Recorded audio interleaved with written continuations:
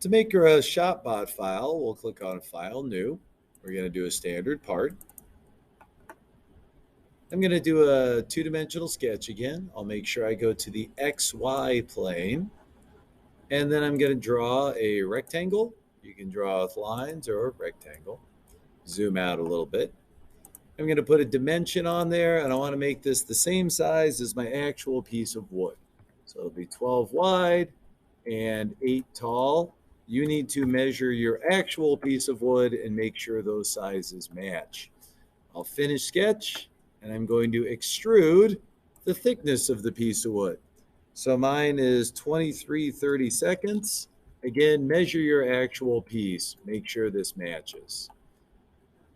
Now I need to do my sign design on the front, so I'll do another 2D sketch on the face of this thing. And I might want to throw in some text, click and draw a box for the text, and maybe I'll say engineer. Doesn't really matter. You can set the size of the text. This is how big it'll be in real life. So if I do 1 inch, my letters will be an inch tall. Do not go too small. I wouldn't do anything smaller than about a ½ inch, but you can play around with it and try it. You can throw in other shapes. You can do rectangles. You can do circles. Just don't get too close to the edge. Make sure you leave about at least a ½ inch of space on all sides. Once you think you're done with it, click the Finish Sketch button. And then we need to make this three-dimensional. So I'll extrude again. And I'm going to extrude. I'll do all of these. The line obviously won't work. And I'm going to do about 0.1 inches. The other direction, so you can change the directions, go into the piece, and it should automatically choose Cut. But you'll need to click that if it doesn't. Hit OK, and you'll see it's now sliced into my piece. So the line doesn't work because the line doesn't have any volume. Later, if you want to use lines, I can show you how to do that.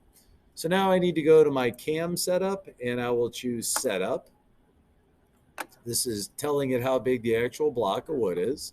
The X and the Y should already be oriented the right way based off the plane we chose.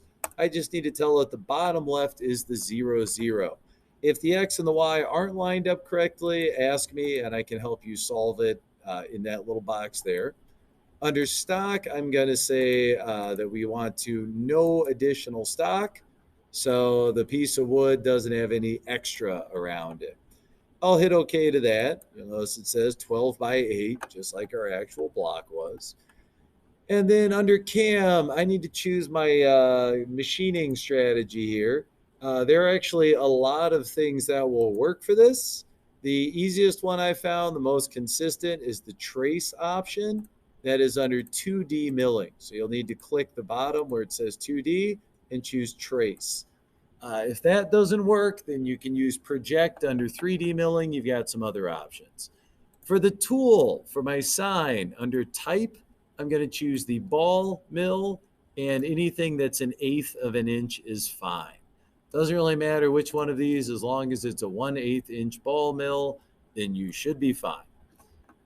Okay, as far as the cutting feed rate, I'll just set it to something nice and easy, maybe 30.